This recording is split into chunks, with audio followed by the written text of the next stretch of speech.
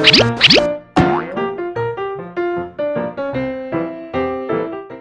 안녕하세요. 쿵쿵나리입니다. 오늘은 부동산 경매 상식, 대지권 미등기에 대해서 한번 알아보도록 할게요. 우리가 가끔 경매 물건지에 보면 대지권 미등기 또는 대지권 없음에 대해서 가끔 나오는 경우가 있는데요. 이게 이제 빨간 글씨로 나오긴 하지만 어떤 경우에는 해결이 되는 경우도 있고 어떤 경우에는 조금 복잡해지는 경우가 있는데요. 오늘 그 부분에 대해서 조금 한번 사례를 들여서 이야기를 해보도록 하겠습니다. 대지권에 대해서 그냥 약간의 개념 정도를 이해를 해보면 건물의 구분 소유자가 전유 부분을 소유하기 위하여 건물이 소재한 토지의 지분에 대해서 가지는 권리. 그러니까 즉 건물에 대한 어떤 소유자가 어떤 전유 부분을 가지고 있는 게 아니라 전유 부분을 가지고 내가 사오게 되면 취득하게 되면 토지에 대한 어떤 거기에 대한 이제 권리가 생긴다는 것을 이제 의미하기도 하죠.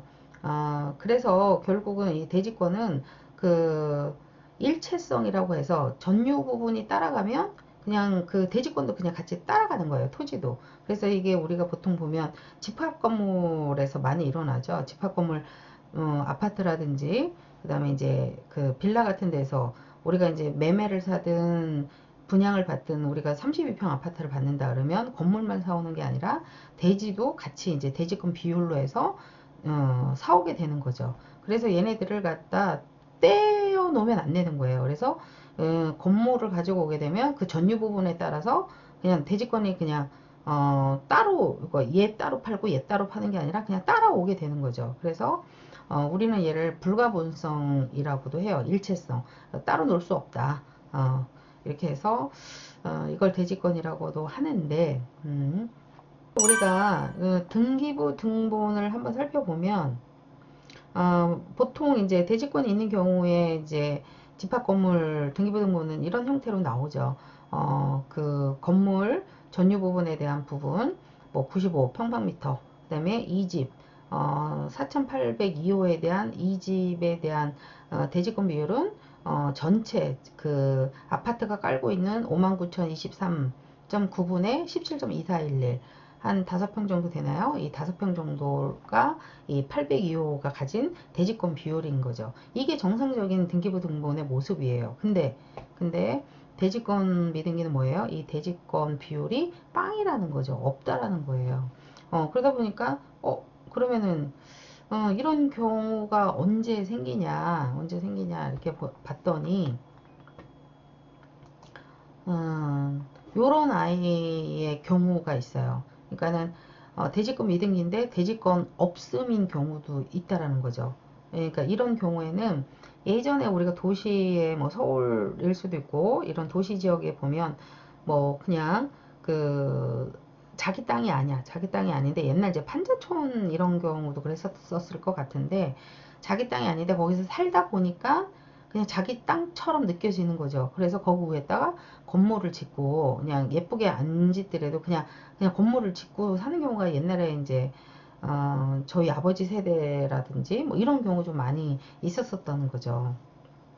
근데 실제적으로 그 땅은 누구 땅이야? 국가 땅이거나 타인의 땅일 수 있는 경우가 되게 많아요. 그래서 옛날에는 국가 땅인 경우에는 이제 불알아해서 그러면 니네들이 이제 그 땅을 갖다 이제 사 가라 국가의 땅을 이래가지고 이제 사오는 경우도 되게 많이 있었었는데 근데 뭐 형편이 어려운 사람들은 이제 못 사오는 경우도 많았죠. 하지만 건물은 이제 자기 거니까 건물 등기부 등본이라든지 건축물 대장에는 자기 그 땅이 있었던 거고 근데 이제 토지는 아닌 거니까 그런 경우는 이제 사실 집합 건물은 아니고 뭐예요? 단독주택에 하는 거죠.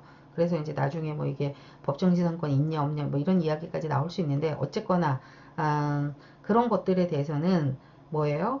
대지권이 없다라는 거는 남의 땅 위에 집이 올라갔다라는 거는 어, 실질적으로 뭐 대지권을 찾아올 수 있다 이거는 아닌 거죠. 주인이 다 따로 있는데 어떻게 대지권을 어떻게 찾아와. 그래서 이런 경우는 좀 아닌 경우인 거고요. 그 다음에 이제 두 번째 수분양자가 분양대금을 납부하지 않은 경우. 이건 무슨 소리냐면 우리가 이제 아파트 분양을 갖다가 이제 그 받았다고 칩시다. 받아쳤는데 요즘 같은 경우는 분양이 잘 안 되는 경우도 있잖아요. 부동산 하락 막 이렇게 떨어지고 막 이렇게 하락기에는. 그러다 보니까 만약에 전체 500세대에서 한 450세대는 어찌어찌 분양이 잘 됐어. 또 50세대가 잘 안 되는 거예요. 그래서 미분양 처리를 이제 건설사라든지 시행사가 처리를 하려고 하다 보니까 약간 외상 분양이라고 해야 되나? 이런 걸 한 거예요. 그래서 가령 4억에 분양을 했어. 그러면 2억은 받고 했는데 2억은 외상을 넣은 거지. 그래서 천천히 갚아라. 살면서 이렇게 조건을 준 거겠죠. 이렇게 했는데 그렇게 해서 그냥 잘 있었으면 모르겠는데 이게 이제 경매로 나왔네. 이 물건이. 그렇게 되면 어떻게 되겠어요? 건설사는 사실 2억에 대해서 외상을 지금 줘서 아직 대금을 못 받은 상황이 된 거잖아요. 근데 이게 이제 내가 이제 낙찰을 받았어. 이거를 갖다가 낙찰을 받았으면 어떻게 하겠어요? 건설사는 그 2억 못 받은 거에 대해서 권리를 주장할 거고, 그게 즉 동시이행 항변권이라고 해서 이제 주장을 할 겁니다. 하고 저는 이제 낙찰을 받고 나서 보니까 이 분양대금을 다 완전하게 납부하지 못한 것을 발견을 할 수가 있죠. 또는 뭐그 매각명세서에 분양대금을 납부하지 못한 거에 대해서 이제 그 의견 제시를 했는데도 불구하고 사실 이제 무시하고 들어가는 경우도 가끔 사람들이 있어서 어쨌거나 그렇게 됐었을 때는 이게 이제 서로 부딪히는 부분들이 있죠. 저는 토지를 갖고 오고 싶어 하는데 건설사나 시행사는 그럼 나머지 잔금을 줘야지 내가 등기 서류를 주겠다 이렇게 나올 수 있으니까 그랬을 경우에는 조금 쉽지가 않죠. 예, 그 나머지 그 2억을 갖다가 줘야지만 내가 나중에 이제 등기를 칠 수 있는 서류가 있으니까. 근데 그거를 갖다가 우리가 낙찰을 받으면서 그 낙찰가에 2억을 줄 수도 있겠다라는 걸 감안하고 낙찰가를 되게 싸게 받았다고 하면 모르겠지만 그냥 그거는 아예 생각을 배제하고 그냥 일반적인 낙찰가 정도로 해서 받았다고 하면 굉장히 큰 손해가 날 수가 있겠죠. 그죠?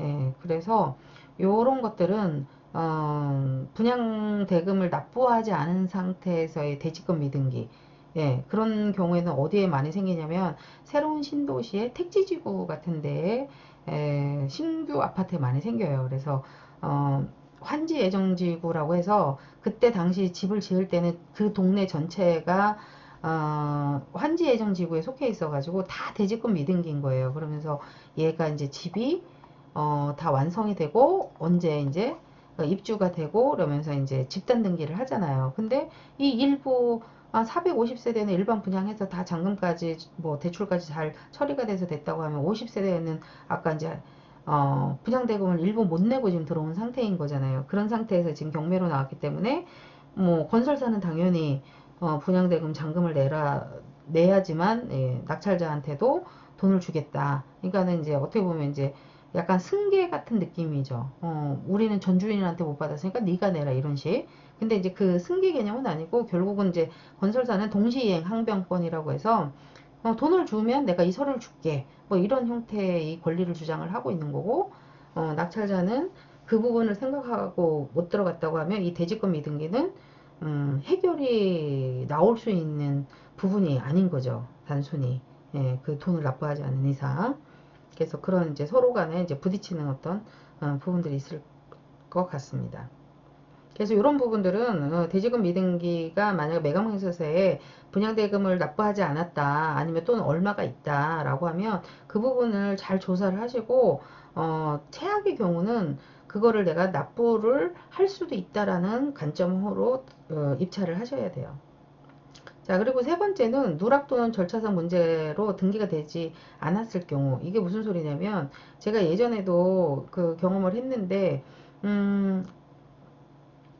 다 이제, 그 일반적으로 분양을 하고, 이제 환지 예정 지구도 이제 다 입주가 끝나고 나서, 이제 그 환지 예정지가 풀려지면서 정리가 되면서 다 이제 집단 등기로 해서 대지권 비율이 생기는데, 우리가 이제 여기 이런 신축 아파트를 할 때 다 소유자만 사는 게 아니라 전세 사는 사람 또는 월세 사는 사람들이 살잖아요. 근데 이제 이 사람들이 이제 집단 등기를 갖다가 이제 뭐 그 시행사라든지 뭐 이런 건설사에서 이야기를 했었을 때 이 세입자들이 주인한테 이야기를 잘 해줘야 되는데 뭐 자기 집이 아니니까 별로 신경 안 쓰고 전달을 안 했거나 뭐 그냥 서류 같은 거 버려질 수 있잖아요. 그런 경우에는 다른 집들은 다 됐는데 우리 집만 쏙 대지권 미등기가 정리가 안 된 거지. 그러니까 집단 등기 할 때 빠진 거죠. 그래서 우리 집만 안 내는 경우가 있어요. 근데 그런 집이 혹여 경매가 나왔었을 때 보니까 대지권 미등기인 거야.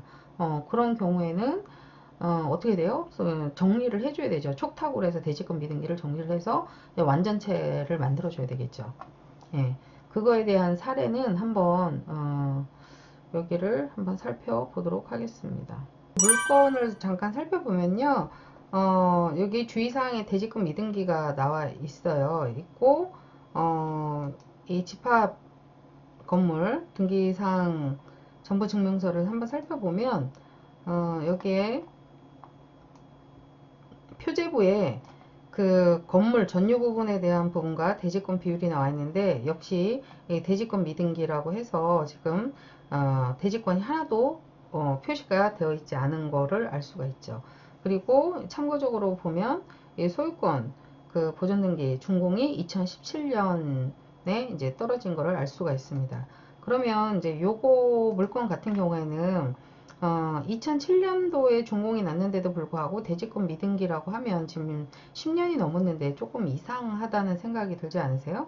그래서 무조건은 아닙니다만 이런 것들은 아까 이제 제가 사례에서 한 3번 사항에 누락으로 얘가 정리가 안 된 아이일 수도 있어요. 아무 문제가 없는데. 근데 이제 그런 것들은 이제 알아보려고 하면 어떻게 돼요? 일단은 여기 관리사무실에 이제 가가지고 이 대지권 미등기가 이 아파트 전체에 다 전체 그 집단 등기가 돼서 끝난 건지 아니면 이 집만 지금 이렇게 남아 있는지를 알아볼 필요가 있겠죠. 근데 이제 모르는 경우도 있을 수 있어요. 관리소에서. 그런 경우에는 뭐 또 하나 이제 팁을 하나 이제 말씀드리면 여기가 지금 101호인데 한번 옆집 201호, 그다음에 윗집 201호, 뭐 200, 뭐 202호, 302호 이런 식으로 한번 떼어보는 거예요. 등기부등본을. 근데 그 집도 역시 그 아까 등기부 등본에 그 건물에 대한 거는 있는데 토지에 대한 게 없어. 없으면 뭐야? 우리 집만 그런 게 아니라 다 이 아파트가 지금 아직 대지권 미등기에 대한 부분이 정리가 안 된 거죠. 근데 다른 거 떼어봤더니만 다른 집들은 다 대지권 미등기 그냥 대지권 비율이 다 있어. 등기사항에. 근데 우리 집만 없으면 뭐야? 아까처럼 3번 누락으로 해서 우리 집게 정리가 안 된 거죠. 그럼 이런 것들은 어떻게 해야 돼요? 나중에 낙찰을 받고 원칙은 뭐 이렇게 옛날 이제 그 건설사라든지 이런 데 가서 서류를 달라고 해가지고 이게 이제 대지권 등기를 해야 되겠죠. 하지만 이제 거의 또 보면 제 경험에 의하면 또 건설사들이 많이 망해가지고 없어진 경우가 많이 있더라고요. 그런 경우에는 뭐 법무사나 변호사를 통해서 요걸 갖다가 이제 촉탁으로 이제 처리하는 방법을 이제 하셔야 되겠죠. 그래서 요거는 이제 소유권 이전하고는 별개로 약간의 이제 돈이 좀 듭니다. 그때 제 기억으로는 저는 한 50만 원 정도 들었었던 것 같긴 한데 지금은 모르겠어요. 지금은 또 이제 각각 뭐 법무사나 변호사들이 좀 틀리게 이야기를 하니까 그거는 이렇게 해서 이제 정리가 되는 형태가 되지 않을까 싶어요. 저는 이제 이거 2007년도인데 뭐 설마 아직까지 정리가 안 됐을까에 대한 이제 생각을 해 보았습니다. 요 대지권 미등기는 사실 조금 이제 어려운 그 저기 용어이거나 이제 사례일 수 있어요. 하지만 아까 같이 조금 요래저래 이제 분석을 하고 조사를 해보면 또 하나 이제 틈새 시장이 될 수도 있는 물건이니까 잘 살펴보시고 여러분들이 입찰을 해주시기 바라겠습니다. 자, 오늘 대지권 미등기에 대해서 이야기를 해봤는데 유익하셨다고 하면 좋아요, 구독 꼭 좀 눌러주시고요. 다음에 더 좋은 콘텐츠로 보답하겠습니다. 자, 이번에 1000명 구독 돌파해가지고 제가 너무 기쁘고요. 우리 제자분들이 우리 이제 뭐예요? 이제 꿈나무 유튜브 저한테 이제 또 좋은 멋진 마이크 선물을 해주셔가지고 제가 얼마 있다가 개봉기를 또 한번 촬영을 하도록 하겠습니다. 고맙습니다.